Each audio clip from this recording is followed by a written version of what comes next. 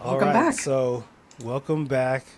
I have a question for you, Robin. Oh, What did you okay. learn about the history of ABA, like how ABA began, how it started? What was your education about that through your program? In my program, wow. Okay, so that's been 12 years ago. So a little blurry. I just remember being in survival mode, and Hmm. that was when, for the only time in my ever history of existing, that I slept walk Mm. as like a common occurrence. It was really fun. I have a fun story about that for another day. All I remember was basically, oh, we have this science, we're learning about Pavlov and the salivating dog and the bell, and we kind of went in a little bit to, God, what's his name? The guy who would scare children. God, what's the Oh, guy's you're name? talking about it starts with a T. Not Thorndike. You're talking No, about Watson. Watson. Watson. I don't Yes, know why I said T. a lot about Watson. I Hmm. went through FIT for certifying courses, by the way, so Okay. I don't know if it has changed, but probably significantly since I was in school. We learned a lot about Watson. We learned a lot about Thorndike. But yeah, overall, we didn't talk about like Lovaas. We didn't talk about Lindsley. We talked about Skinner, of course, Hmm. but it was a very glorified and watered down version of history. And as I started like learning more about the discipline, things got a little darker. And but to me, that's not surprising because that's what history books do. Yeah. They tend to, do that. So I'm curious, when was your experience in masters? So my master's was 2017 to 2021. Okay, very different time. And yeah, but I had very similar experience. I did a lot of Skinner only because I had professors like Hank Schlinger who were really, really focused on teaching us Skinner science. I learned a little bit about Lindsley only because I chose to, because I Same. through the Chicago school. Yeah, the Chicago school we had to do SAF meds, say all fast minute everyday shuffle, which is like Yep. flashcards, but a specific procedure, and then we had to chart them on the standard acceleration chart. I found that interesting, so I looked more into it. But one of the things that we always learned that everybody appears to learn is about Beowulf and Risley. And basically, this is when ABA started in the article from 1968 or whatever, Yeah. from Beowulf and Risley when they said this is ABA. So I Cool. always, I never really looked into it. I never really, we don't really do a good job of teaching the actual history, I think, of applied behavior analysis, where it came from, what it kind of turned into, and its connection to Skinner's science or lack thereof. So I made two videos recently, one yesterday, one today, where I talked about the history of ABA, the untold history, the hidden history of ABA. And I thought it would be really good to share it here. Now, you can go see the video on TikTok, Instagram, whatever, at Jared Van Education. Um, is that my ad? It is. But I'm just gonna say it here. Over there, you'll see all the beautiful pictures and all of the citations I pulled and everything, and we'll put all those in the show notes as well. But for now, I'm just gonna say it here, and then Robin, please just stop me because I'm gonna do the first part. But please stop me at any point if there's something that you want to kind of zoom in on or highlight. Right. Yeah. Okay.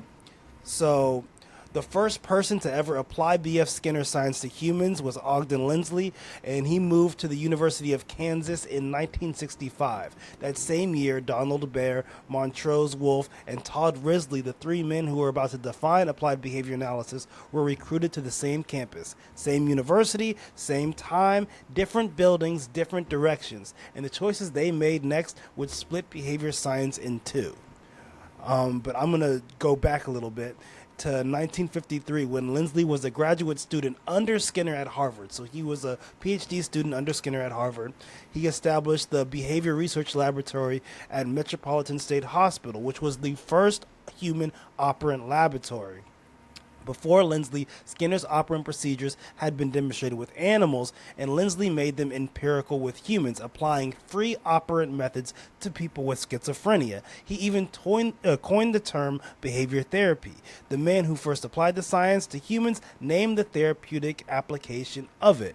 So at the same time, Sidney Bijou and some other people with him were also kind of doing Skinner science, but they weren't doing free operant. Free operant is when you're allowing the individual to operate at their own leisure, at their own pace. So it's not directed where you have prompts or where it's discrete trial training or any of that. Skinner's science was all free operant. Lindsley used the methods, Lindsley used the measurement system. So in so after he coined the term, his research confirmed something critical. Frequency was 10 to 100 times more sensitive than percentage correct in recording the effects of interventions on behavior. Meanwhile, Baer was on a different path. He got his PhD from the University of Chicago in 1957. Then he works with Sidney Bijou at the University of Washington, developing the behavior analysis approach to child development. But things got ugly at Washington. Baer faces what he called a typical psychology civil war, where there was administrative intolerance of Skinnerian principles and perspectives, and he needed a new home. So in 1965, both parties converge at Kansas. Then in 1967, Lindsley and his students create the standard acceleration chart, preserving everything Skinner cared about: frequency as the datum, continuous measurement, and a standard display. And in 1968, Baer, Wolf, and Risley published the article you probably read in your coursework, Some Current Dimensions of Applied Behavior Analysis, 7 Dimensions, a New Discipline. But here's where your program probably didn't teach you things. ABA never adapted Skinner's measurement system. It kept the principles such as reinforcement, contingencies, and stimulus control, but the measurement tools that they use come from developmental psychology. They use percent correct, interval recording, rating scales, and linear graphs. Precision teaching kept what Skinner actually used to discover the principles: frequency, standard display, free operant responding, and a philosophy most people in ABA have never heard. The learner knows best. If the learner isn't progressing, the program is wrong, not the learner. Originating from the same science, growing on the same campus, 2 different directions. One became ABA you know today. The other is behavior science most people were never taught: precision teaching. So that's part 1. I just want to say ditto to all of that. I thought that was such a really good foundation for everything, and it really describes in ABA. I feel like there are so many different pivotal crossroads that we find ourselves at. This was one big one. Another one is that separation between radical behaviorism and methodological behaviorism that we still kind of see. I mean, I remember years ago being at, I want to say it was ABAI, and a shouting match started because people were like, you can't use relational frame theory. This isn't behavior analytic. This doesn't honor the memory of B.F. Skinner, and all this, you freaking know, he's dead. How can you ask him? But that's another one. And now we have this new crossroads in our field where we're even further deviating into hey, assent-based practice. This is vital. I wonder if so many disciplines have as many of these major historical crossroads that we find ourselves in ABA. I don't know. That's interesting. That's a great question, especially because our field is so young. I think that and it seems worse. And a lot of times, when they're young, they just keep going and going and going. But we also need to have reflective practices where we look at where we've been, where we came from, and kind of organize the history in a way that's truthful to what occurred, and then so that we can make better decisions moving forward. I feel like, let's say our closest cousin discipline, psychology, one of our closest.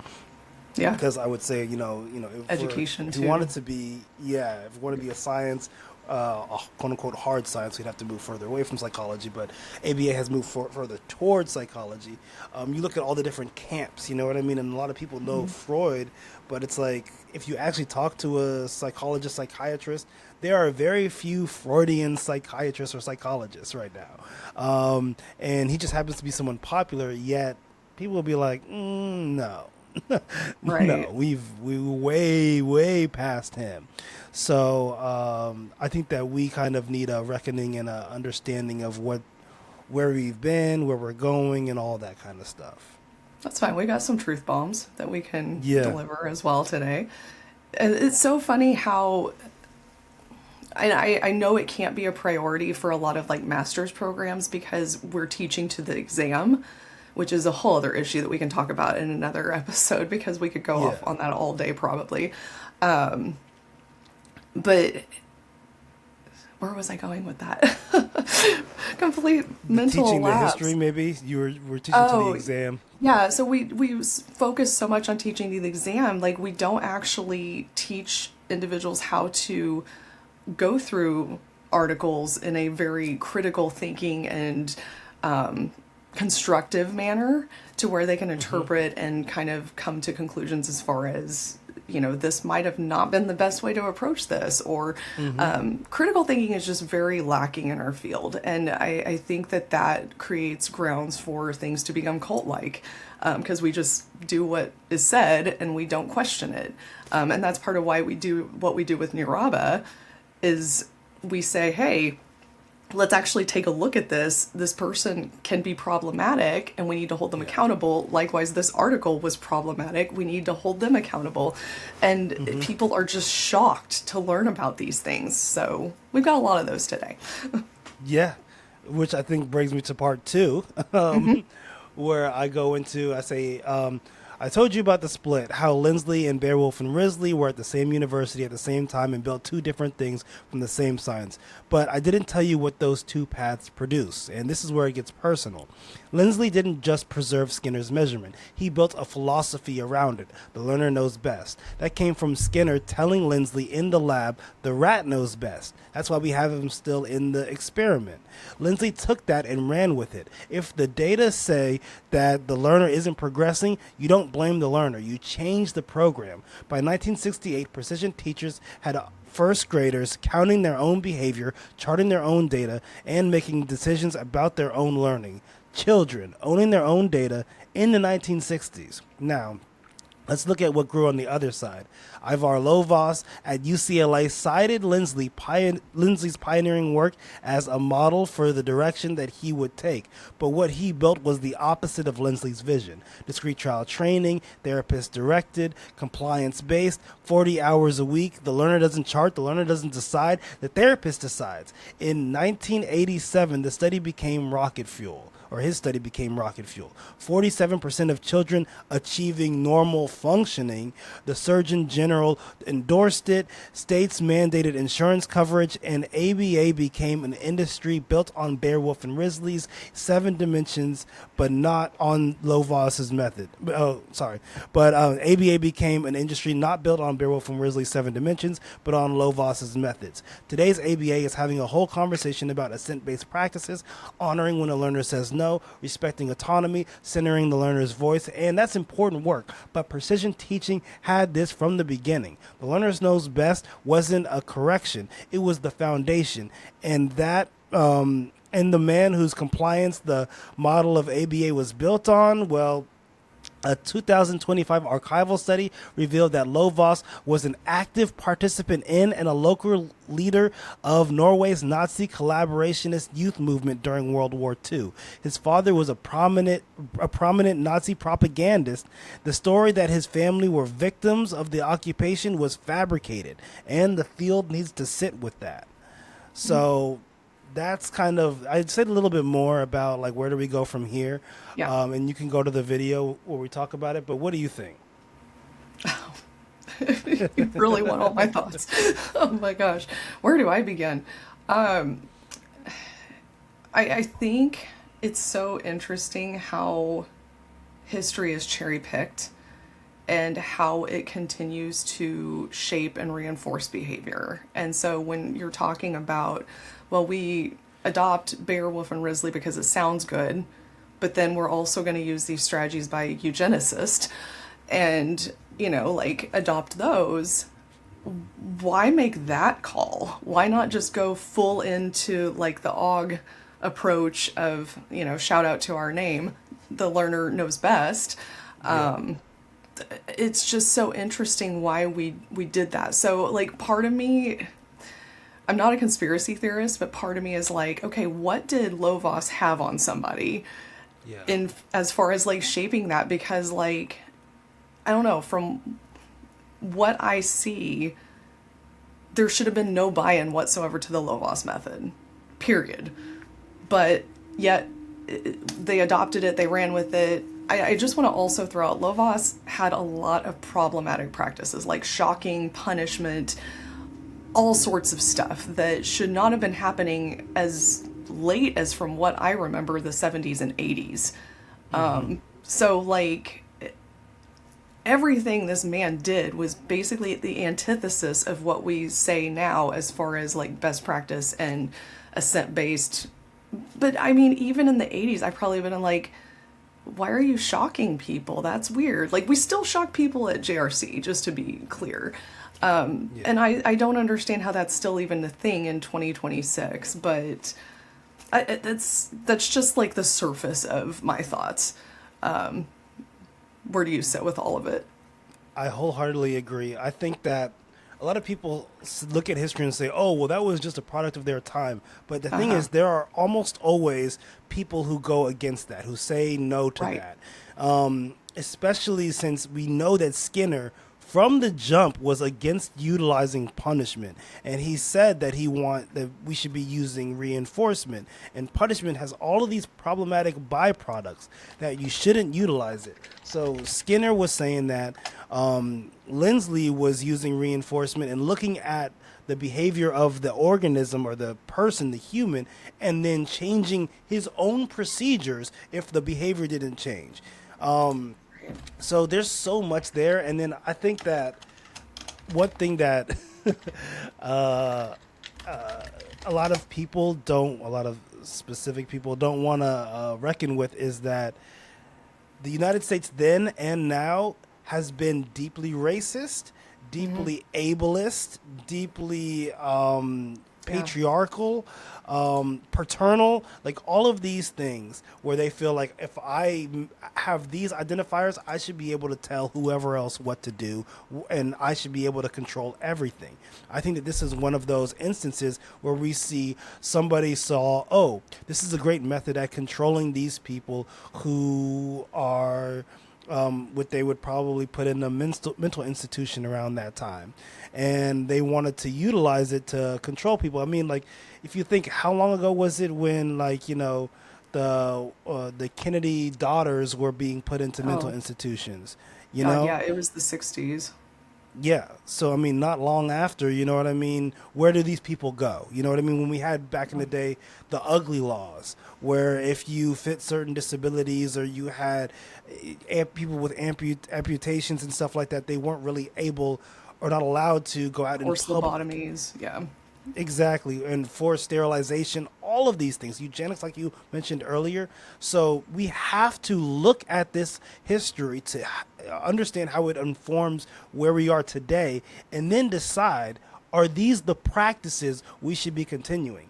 Because I know that there's going to be a lot of people that's like, oh yeah, this gains further credence to why ABA shouldn't be used at all now. And in my video, I was like, okay, well then you must also agree that we shouldn't be having gynecologists, because gynecology started with a man, something Sims, who was working on enslaved black women and not using any type of anesthesia or any type of thing to cure, to stop the pain. He believed black people couldn't feel pain, and then he just went in and he cared more about whatever he was trying to figure out than the person, and he did horrible things to people. So take gynecology out. What other things were done in the name of science? Tuskegee experiment. All these things. You know what I mean?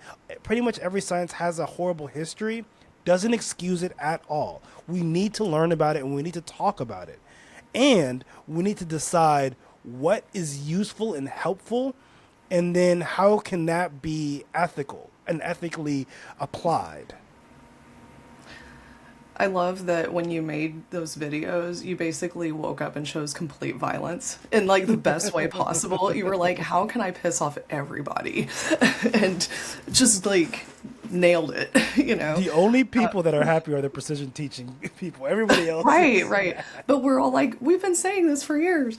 Like I could see the anti-ABA camp just being like, what? And like the pro-ABA people, what? And like literally everyone is mad. And like, but I'm over here just like, yeah, preach, slow clap. Yeah, buddy, you got this. But yeah, you chose that for that day, and I love that for all of us. And I hope the backlash is minimal. As someone who like gets backlash too because of the things that we say, because we point out facts. I'm going to screen share that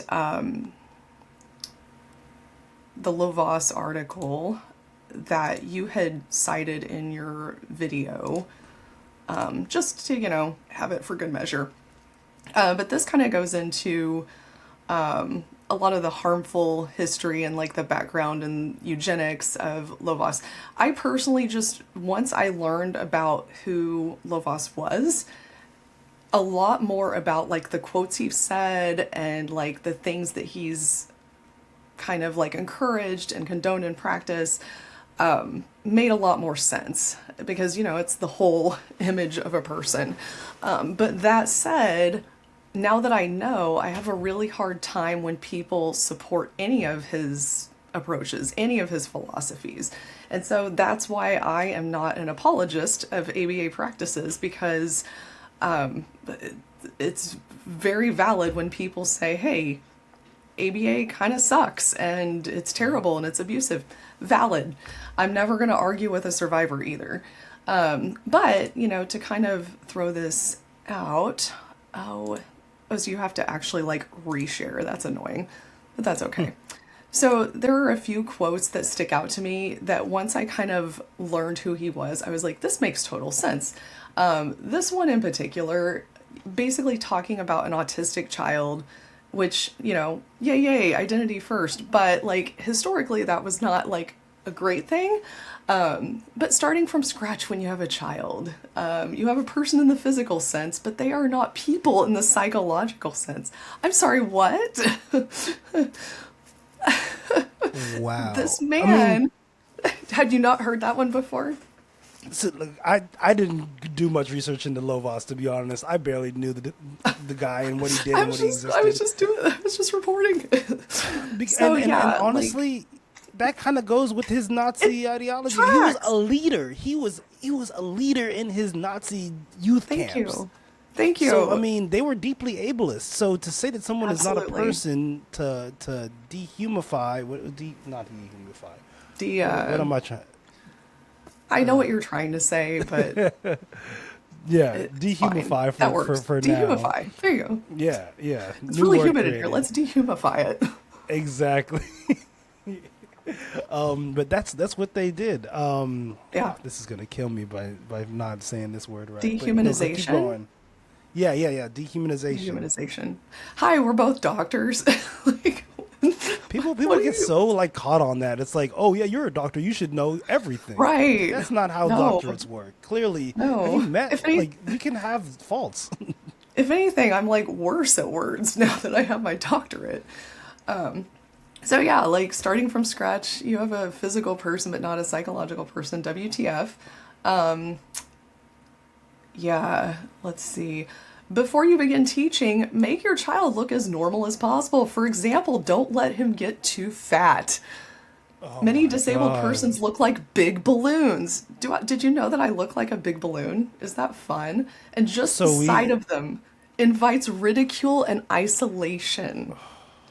We got fat phobia, and so like whenever you Oh, see, all of it. I have a theory. Whenever you see one of the isms, the others are likely to follow. Oh, When you see yeah. racism, you're likely to see ableism, and you're Layers. likely to see like patriarchy, like they're all likely to follow. You know, it all kind of groups together because you can't be one without also being the other. You can't be pro-black and also be homophobic because Mhm.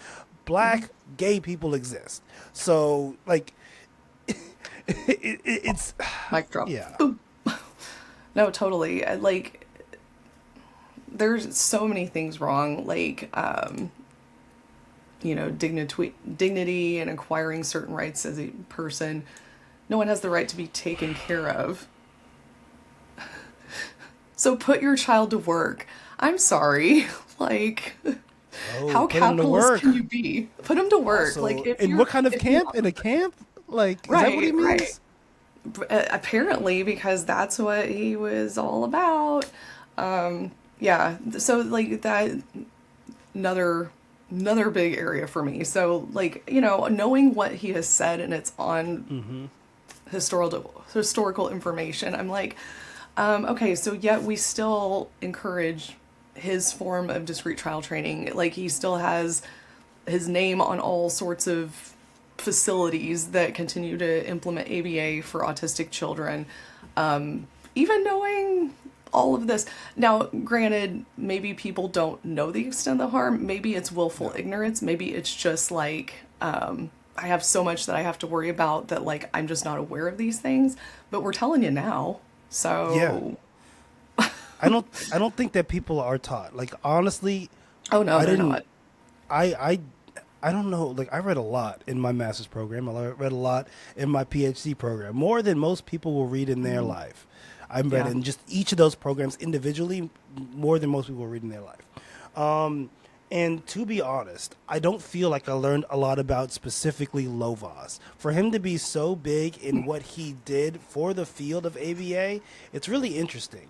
And I like you, wonder why that is, though. Why did you not learn exactly. about Lovas? That's And then so at the same weird. time, we learn so much about Skinner, yet you don't learn about how much ABA is watered down and how much ABA has bastardized Skinner's science. The measurement practices, the not using free operant responding.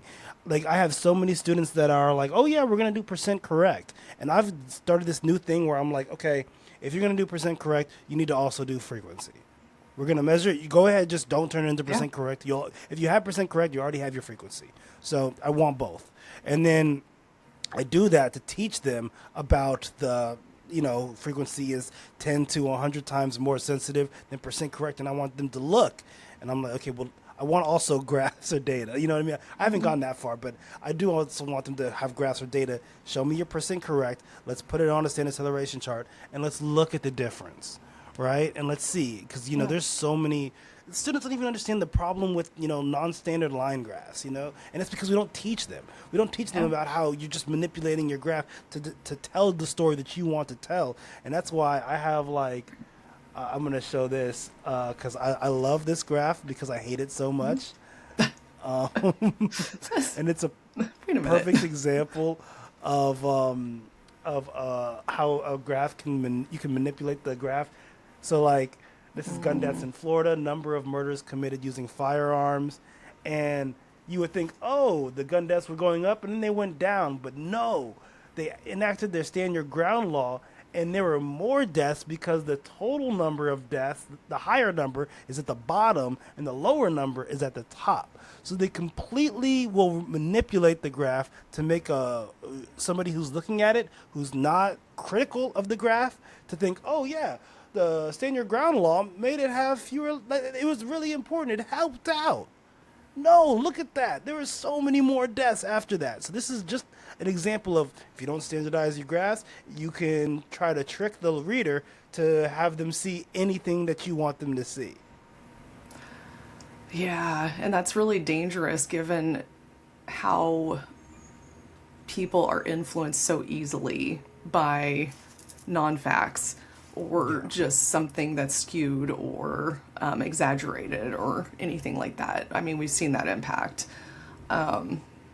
I hate that graph, by the way. So thank you. I was sitting here, I was just like, gosh, why does this piss me off so much? Yeah, it's because it's a terrible graph. Yep. So But I mean I hear that's what you're saying. yep, and It's a that's really just good what's happening. non-example. and it's the source is the Florida Department of Law Enforcement. So Oh, that's even more triggering to me. Good God. How much can we put into one thing that I don't like? Perfect. Let's send that to Robin. yeah, Oh my so God. just to piss you off. So that's our time of. I mean, we can still talk about more, but just it's so crazy how this. So history is really important. History is important, For and many reasons. exactly. So now I really want people to sit with the fact that you may be utilizing practices that were originated or popularized by a Nazi. How do you feel about that? What changes might you make? And then also like the governing bodies, the BACB, ABAI. I call them out because they're the two biggest. I think that they need to do something to reconcile with this. And I Yeah, feel like agree. what's going to happen is nothing. They're not going to say anything. They're not going to make any changes. Nope. They're just going to keep on going. Because when you have organizations that are run largely by probably old white men, maybe a few white women, and then you sprinkle in some quote unquote diversity in there for good Yeah. measure, usually at the bottom The tiers of the tokenized. pyramid. Yep. They're like, it's not that bad. Why are you getting It so could be upset? worse. It could be worse. Like, Like, yeah, it's giving I have a black friend. yeah, That's, in my opinion, yeah, that's what it yeah. gives. Yeah, I definitely agree with all of that. And for what it's worth, yeah, they're not going to change anything because the thing that I've noticed about the history that I've had with both the BACB and ABAI in particular is that they try to do as little as possible to upset people. Yeah. So, like, they only if they are specifically called out and like people have petitioned and done things will they take any sort of action, and when that happens it's a very little impact. Like I don't know if you remember recently but about the electric shock situation with the JRC and all of that. Well, Yeah. they started that electric shock task force or whatever, and they claimed that it was going to have a lot of diversity and neurodivergent voices. Well, I think that a lot of that was tokenized, and nothing really came of that. A statement was put out, and that's about it. But ABAI continues to accept money and sponsorship from JRC. They continue to platform JRC presenters who are, sponsored by the organization to present at ABAI. And this organization, for some reason, is still the only facility in all of this country that is allowed to operate because apparently everybody who needs contingent electric shock all live in Canton, Massachusetts. And so, like, I'm sorry, none of that adds up to me. I agree. And it seems like we are the science is directed by the worst of us. And when I say Hmm. that, what I mean is like when Texas and everybody are like, "Oh, we're getting rid of DEI stuff." Now Right. the entire field has to shift to follow Yeah. Texas or whatever southern states who, never, they had the Confederacy and they never had any punishment for the Hmm. Confederates. So they have a contingent of individuals who still spew that ideology that's in within line of them. We have to capitulate to them for the entirety of the science, and there's no backbone from the BACB or Oh, ABAI no. or anything. And then a white guy is going to be strolled out and he's going to say, well, we don't want people in Texas to not be able to be BCBAs, so we're going to just say that everybody is going to get rid of DEI. Nope. And we think that's the right thing to do.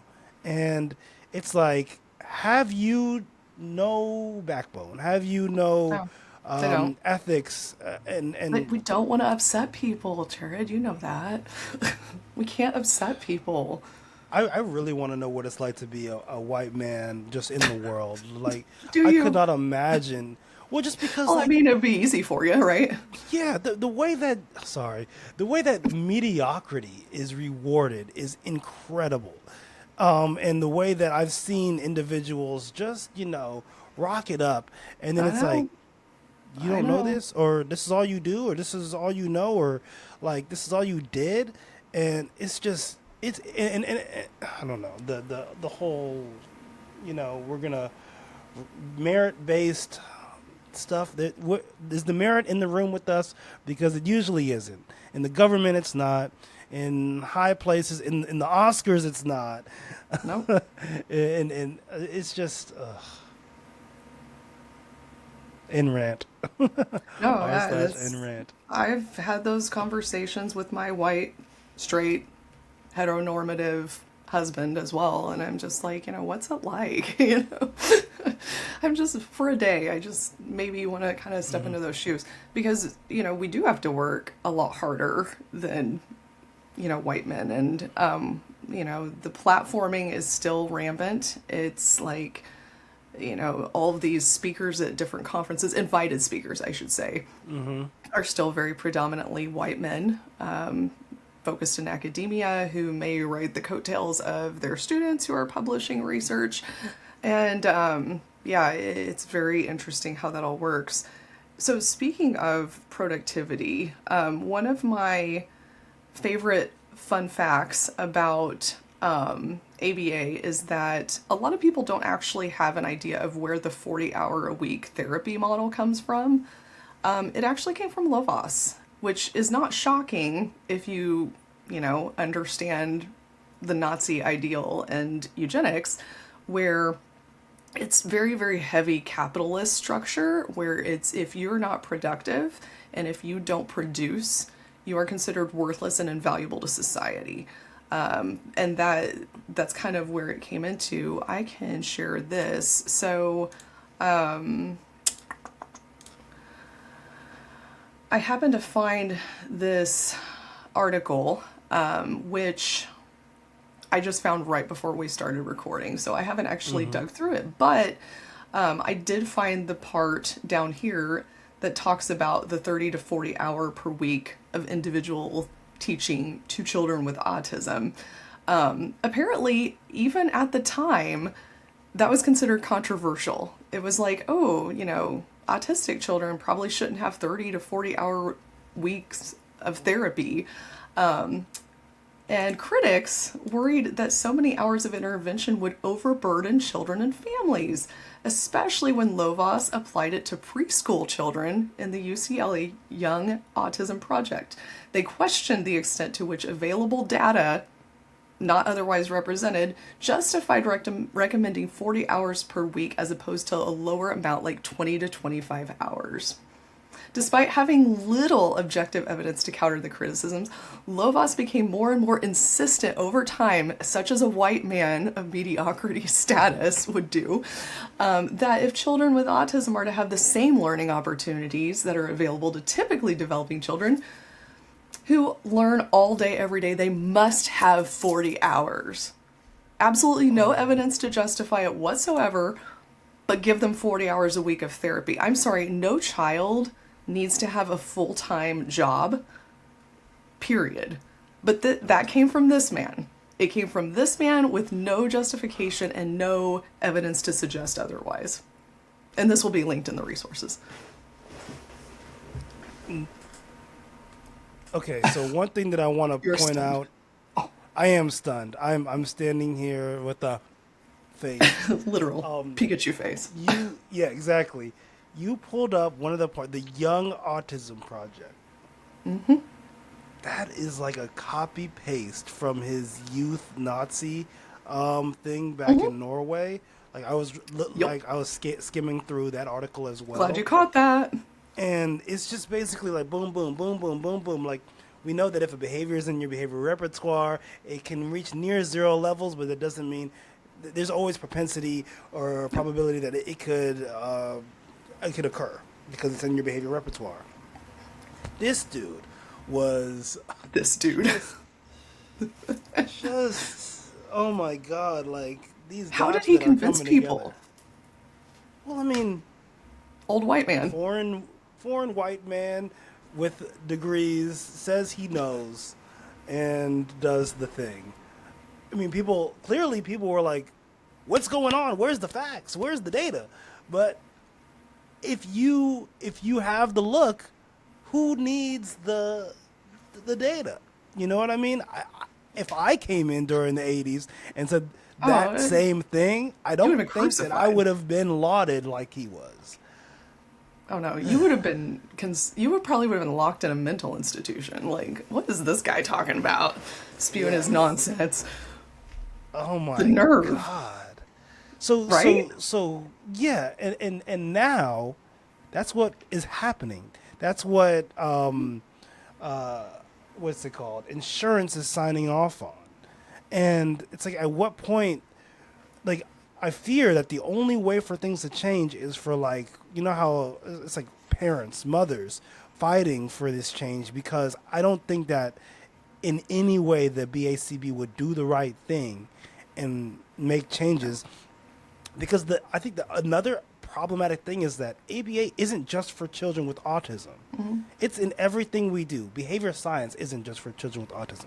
It's in everything we do, and we could be applying our science to additional other fields and areas to support people in their own behavior. However, the focus is on autism only because and from what I see because mainly there's money in it, you know, insurance is paying for it, you know, and that's what we're known for. If somebody does know ABA, chances are they know it for contingent electric shock, working with kids with autism, or for we haven't even talked about this to shock the gay away to Yeah, do conversion therapy right. like Which we have done in our past. exactly. So I mean, oh my God. And they would even retract those articles when all of us were like doing a call out and signed petitions about retracting, what was it, Rikers and Lovas. Yeah, like we were all calling for, hey, get rid of that crap because it's still being used to justify conversion therapy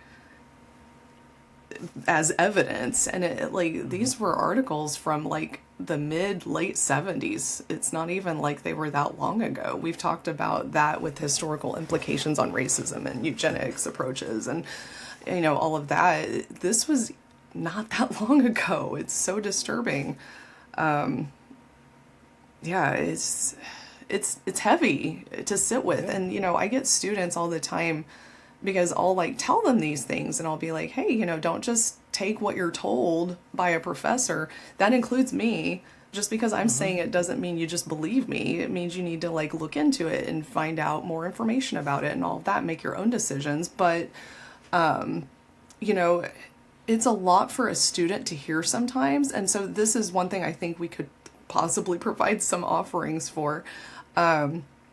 You know, I've had some students come to me and say, well, now that I know about all the problems, I don't want to go into this. And now I kind Yeah. of worry I made a mistake and all of that. But like, we need people to help fight. And the more people we can get to understand the history and understand where we need to be heading instead, the Hmm. better off the field can be because that pressure will start to be felt by the BACB, by ABAI.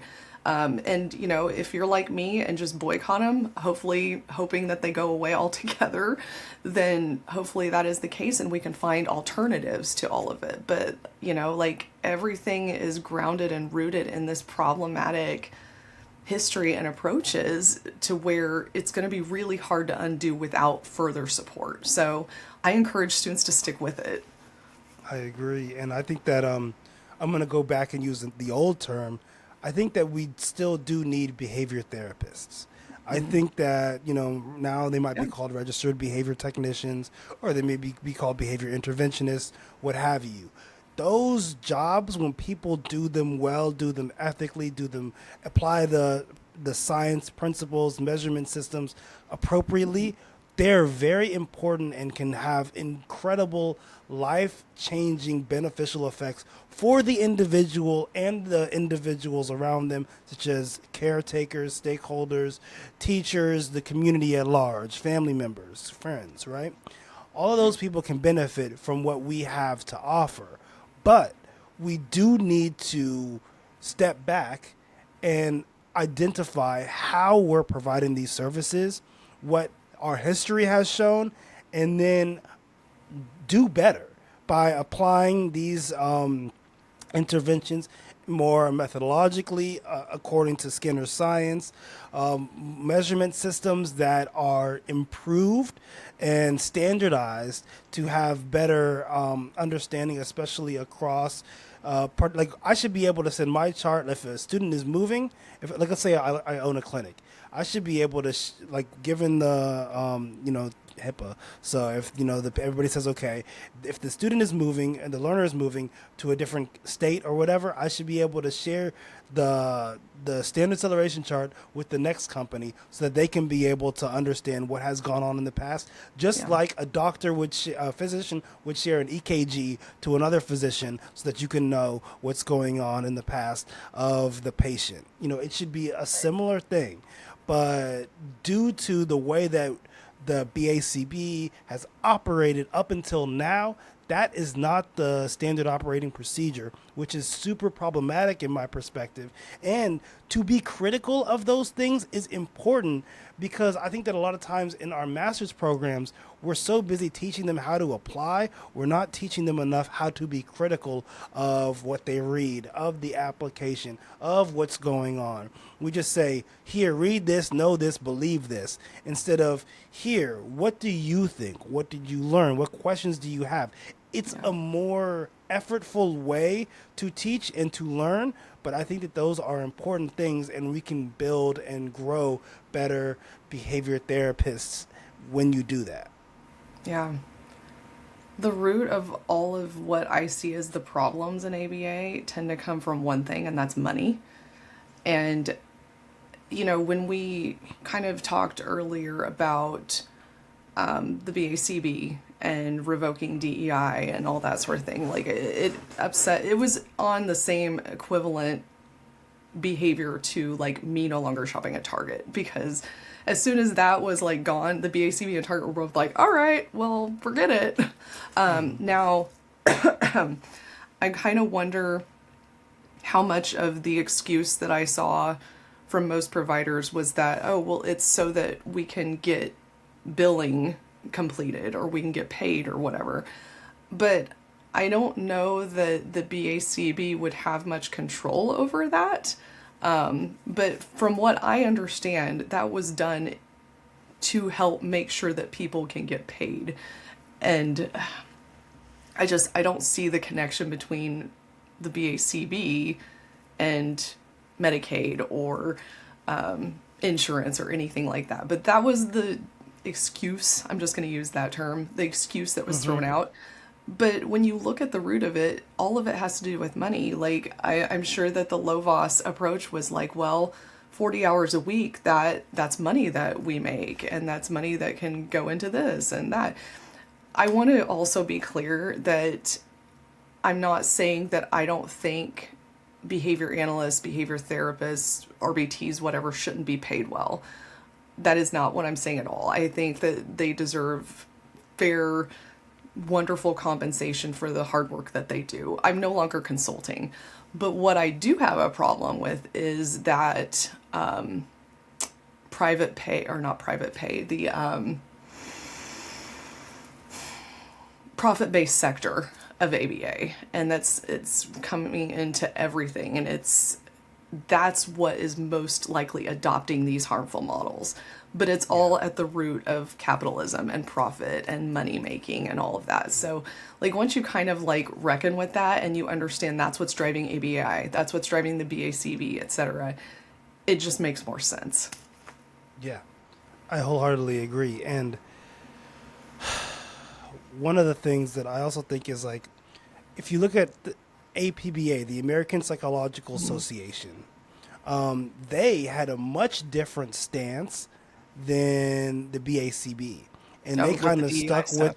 yeah, with the DEI Yeah. stuff. They kind of stuck with it, and they were willing to fight. So, Doubling down. and Yeah. yeah, and the like American, the doctors of America, the physicians of America, they had a Yeah. similar stance to the APBA. So the BACB was kind of off on their own in a different direction. They didn't Giving look target. to, Yeah, they didn't look to the larger companies and seeing what they were like companies, larger organizations and seeing what they were doing, or even taking that as that's what we should do. You know, we should follow their footsteps. They made their own decision, and I believe, Great as point. what you just said, it's for the money, which I think is super problematic because there's also a super long line in a lot of places for children to receive services. I Yeah. receive messages all the time. I'm not in clinical practice, but I have people asking me like, "Hey, do you know of somewhere Yeah. where I can get support?" Because a lot of places are impacted. So, fewer hours might mean that more individuals could be serviced. And then maybe fewer hours also means better quality during those hours. One of the things that Ogden Lindsley and B.F. Skinner talked about. B.F. Skinner wrote an article called "The Shame of American Education" or something like that, and Lindsley talked about it too. And they both said that it's not that children need to be in school more. We need more effective education during the time that children are in school. And additionally, like they may be able to be in school less if we were more effective with the time that they actually spend. And we have the measurement procedures, we have the operations and interventions to be able to do that. Behavior science could actually be utilized in education, general education, to improve the fluency of math and reading and all these things. But so few behavior analysts know about this that they don't even know that that's something they can go into. So because all they know is really autism. And that's frustrating to me because you don't know the full breadth of our science based on what you were provided. And that means that we're not providing our BCBAs, our behavior analysts, our RBTs with a full lesson of what can be done to support any behavior. As you were talking about that, I was just kind of thinking back to when I was in practice and I was doing a lot of programming for students and learners. I would come across these really great tools that were rooted with precision teaching strategies and stuff like that. I'm trying to think of some specifics. I know I have a couple of them relating to like math or reading or whatever, but these tools were developed like years and years ago. No one knows Hmm. about them. And Yeah. so as a result, they've kind of like faded off into obscurity. But they work and they are Hmm. effective and all of that. And I just think about how when we chose the path that we did to go into the 40-hour a week of discrete trial training at a table and maybe going into a home to try to generalize and to normalize these kids who are just weird and hopefully don't get fat because then they're worthless and unappealing, then if we would have went the other direction, how much better off we would be. We might be number one in education in the world. We might Yeah. have all these really cool things to brag about instead of what we have. It's just you talk about like, if you're nerdy like me, you talk about like time change and like Hmm. the Back to the Future movies, although they're fun and everything. It's like, man, if you just do one thing different, the whole projection after that just completely changes. And so I think back, as you were describing that crossroads, I was just like, man, just think about how different would it be, like Walden 2 as BF Skinner described. Would it be Yeah. this Utopia. amazing place? I don't Yeah, know. I mean, some of the things that you were talking about when it comes to reading, there's the book "How to Teach Your Child to Read in 100 Easy Lessons." That's That's one of one the of them. most amazing ones for Yeah. teaching reading and writing. Then, when it comes to math, I would recommend Morningside Math. Pretty much anything out of the Morningside Oh yeah. model of generative instruction. They really They're have things amazing. down. And if you ever have an opportunity at a conference to go to anybody from Fit Learning or Morningside, whatever they're talking about, go see Go. that. Like skip all Absolutely. the other stuff, go see them because they're going to be talking about some of the most amazing things that we can do with our science that you never Yeah. even knew about. And a lot of people end up changing what they do because they want to go do those things and learn about those things.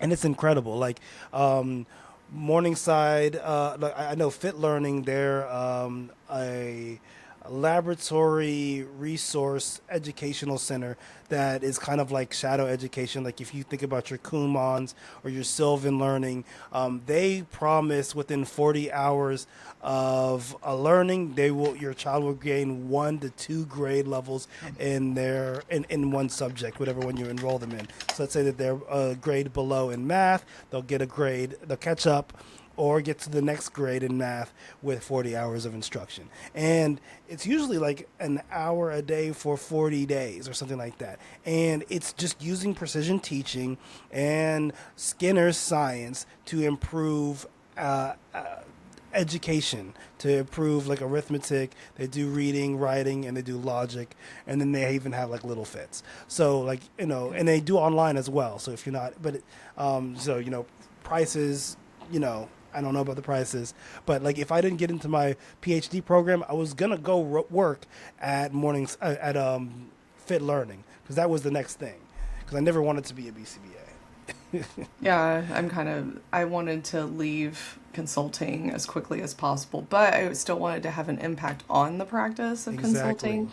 And so, yeah, that was my thing where I was like, well, I just need to do the grassroots stuff of like building within the system and then disseminating it out. I've heard really good things also about the Morningside Institute where they, go over a lot of their strategies. That's a really good alternative if you can't like just abandon your job and go work for Morningside. Yeah, the You can Morningside go, Summer Institute. I yeah. actually did that, so I Did highly you? recommend it. Yeah, yeah, yeah. They have a 2 week and a 3 week program. Go ahead though. I You want about to to do give them that. the resources?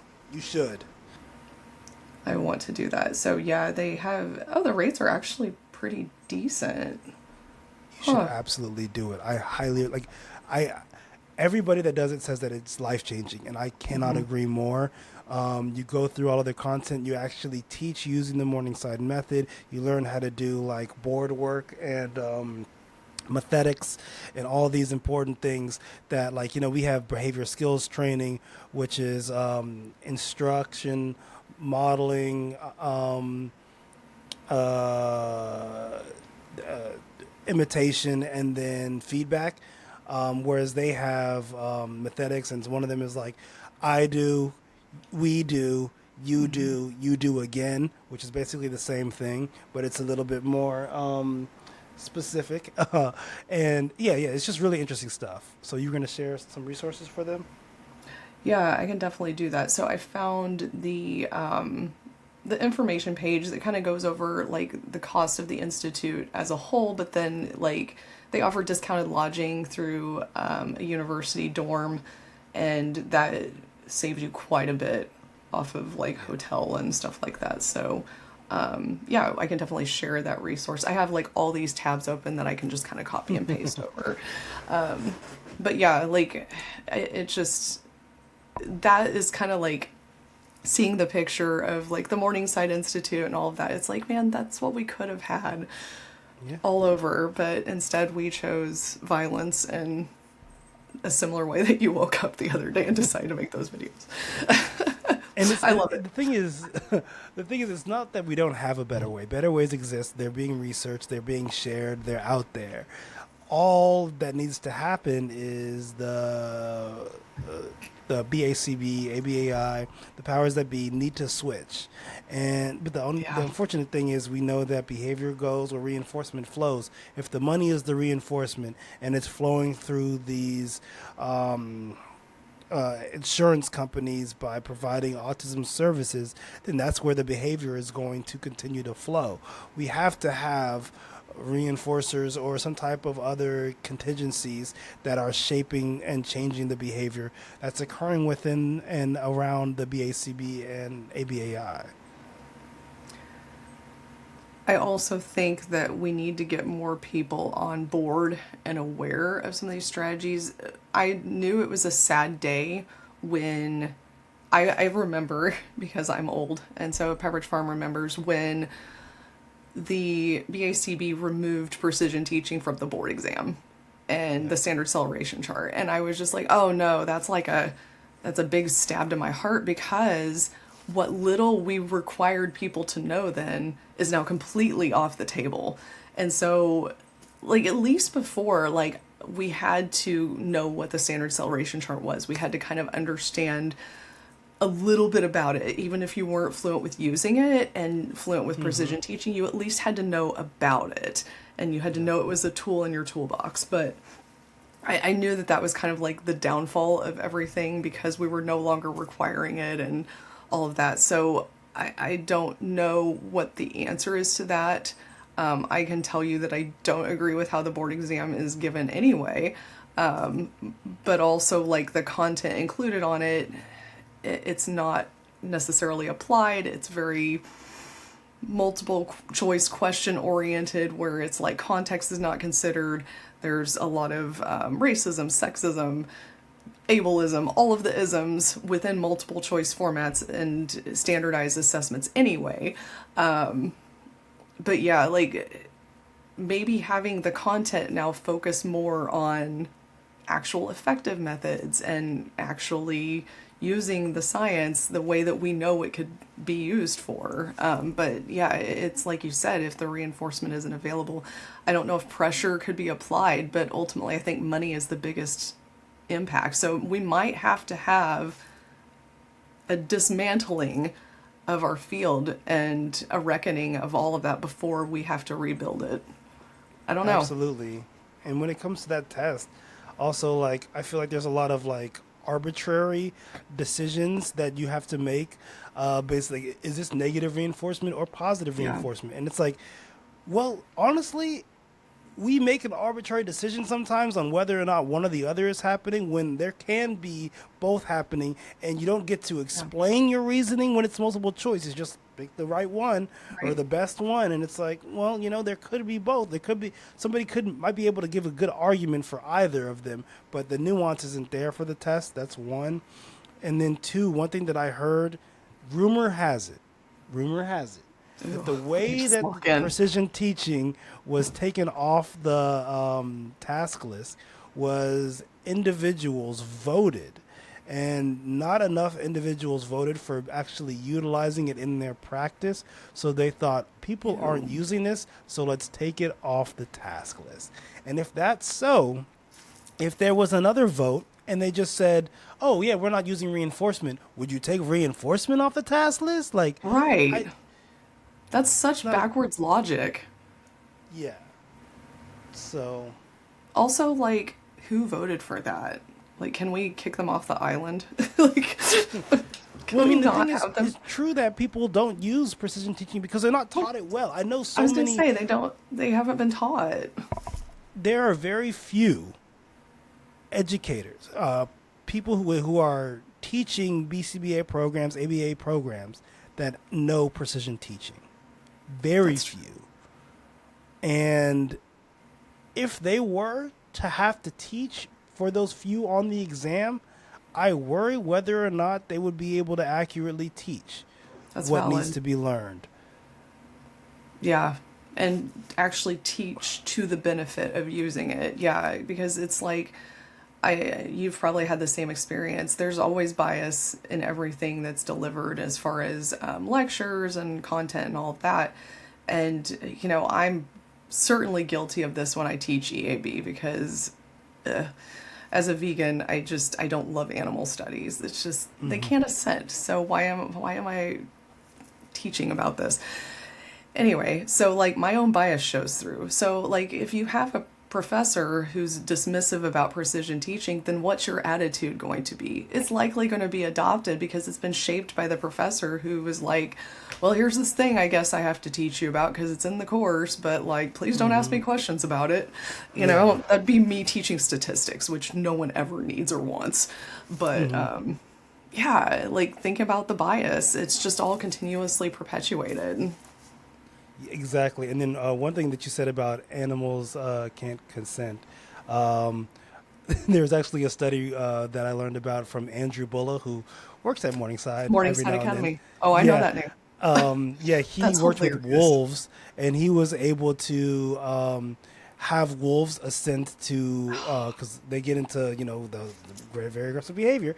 So if you're working with wolves, you don't want them getting Oh into that. no, He you was want them to teaching assent. concept learning, and he was able to show an indicator of ascent by having them get onto like a platform before they began, which was their indicator of ascent that they were ready. And then they didn't Yeah. start until they got into that platform, and then they would have to match to sample and stuff like that. And he was like, "This is their indicator of ascent." Like I made him make a video because I was just like so blown away. That's so So it's cool. like also, if we can learn how to teach wolves how to indicate for ascent, I don't care. I don't want anybody saying, "Oh, they're nonverbal or they're nonvocal or they." No, no, no. You can have indicators of ascent, and you can address them no matter what client, no matter what level, no matter what's going on. Absolutely. I think that that is the fact that people do not know about that research is such a disservice to our field. And also, of course, it came from Morningside Academy. And so that's like, to your point earlier, if somebody from Morningside Academy is presenting, it's stuff you're going to want to hear. It's good And stuff. to be clear, he's at University of Southern Georgia. He works alongside Oh, Morningside Academy a lot. Like I think he yeah. goes back. Like when I was there, he His name went is back and synonymous with it. yeah, he left his academy. No, he didn't leave, but he like it's like the summer, so he's not Right. teaching there. So he's going to teach at Morningside, and then like he works with them Got in it. collaboration with them. So I don't want to, So yeah, Georgia Southern is where he's at right now. And when I Yeah. made my video this morning talking about all this stuff, they said shout out to Dr. Bulla, the best professor in the world who taught us all this information. And it's like, yes, at least someone's learning and teaching it. So, and of course, they're a precision teacher because really, precision teachers seem to be some of the only ones that, or somebody with a connection to precision teaching, only really knows the actual history. Like even, Yeah. there's Cooper, Hiron, and Heward. I've met Heward a few times, Yeah. and He's been at a few conferences I've been at. yeah, yeah. So, and he's precision teaching friendly. He hasn't done it nearly as much in his later years, especially. He fell off the wagon. That's okay. We forgive him. But even he, and Cooper especially were precision teaching friendly. So they know the history, but their connection to precision teaching helped inform or helped inform their knowledge of the history from my perspective. So Yeah, that's cool. And also good to know about Heward because yeah. I couldn't get a good read on him when I saw him at conferences. And normally I get good reads on people, but I was like, ooh, are you in the good He camp brings or his the wife everywhere. love He's that? pretty cool peeps from the few times I've met him. Cool. Yeah, but but from the few times I've met him, I always have Right. to preference it because There could be every time something. something come out tomorrow and Whoa. it's like, look, I just met him 2 times. Then there's like a huge scandal with William Heward Exactly. eventually, No, and then but you're like, I don't he has know. that book about behavior contracts, which I think is really good, and that I think that's a really good method of, especially like working with your like kid. Like let's say they're not yet disabled, and they're trying to do chores or whatever. Creating a behavior contract so everything's clear about what they need to do and what they Oh get to gosh, earn, when love and it. where and how. It's just very good. Especially with autistic people like myself, it's like, please spell out what you need from me and then what I get out of it. Oh my God. And then if I can refer back to the doc, like I save every email, because then I have evidence of what was said, what happened. And like, if a student's like, you didn't tell me that. Yes, the hell I did. And here's the Yeah. email. Here's the 10 Yeah. emails that I actually told you. So Yeah. yeah, like, especially with those autistic learners, like, we love a good contract. We love There you it go. because we have our evidence and our documentation. But yeah, I think it's so interesting, like the camp of precision teachers, like we all kind of have these similar values. And I don't really know if that's like embedded in the way that precision teaching is, or if we just kind of all gravitated toward it and we all were like, oh, hey, we all align on a lot of this. Or I mean, it's like you said, assent has to happen in precision teaching most of the time because you want to get to the point where the learner is charting their own data and they're monitoring their own progress. So I think that Yep. it's kind of part of it. So be a precision teacher like us. So yeah, and also, one of the things is, not every group is a monolith. That's I have true. heard that people Heard. from Oh no. JRC have gone to a Morningside Academy to try to learn. No. I don't know if they were engaged. Like, just because you're at GRC doesn't mean that you're engaging in electrokinetic shock. So I Well, don't know what right. they were learning or doing. And I also, so if you're going to Morningside, there's no way that you're not also learning about precision teaching as Right. well, because that's the measurement system that they utilize. So Full I don't know disclosure. to what degree that, yeah, I want to be clear. You know what I mean? Any tool can be used for malevolence. So there Yeah. could be someone out there that I'm not aware of, that I don't know, that's charting some problematic stuff because Right. they're trying to increase the behavior of some problematic stuff. I do not know. But God. for the most part, the people that participate in the precision teaching community that I know of, super welcoming, Same. open, honest, wonderful people, and that are interested in ascent-based practices and have been utilizing it for way longer than ABA has even acknowledged it. Yeah. Same. I have yet to dig up dirt on a precision teacher for Niraba that I need to kind of throw out to educate the public. So until that happens, I'm just going to go with my assumption. But like you said, it can't be a. There's always, like a bad apple here and there. And Exactly, not a monolith. So, on that note, unless you have anything else, like, comment, subscribe, hit that hype button as well. Hit the bell to notify you when new episodes drop if you're on YouTube. the bell. Thank you. Love it. Start a conversation in the chat or in the comment section. Ask a question. Would love to hear from y'all. Love, peace, and deuces.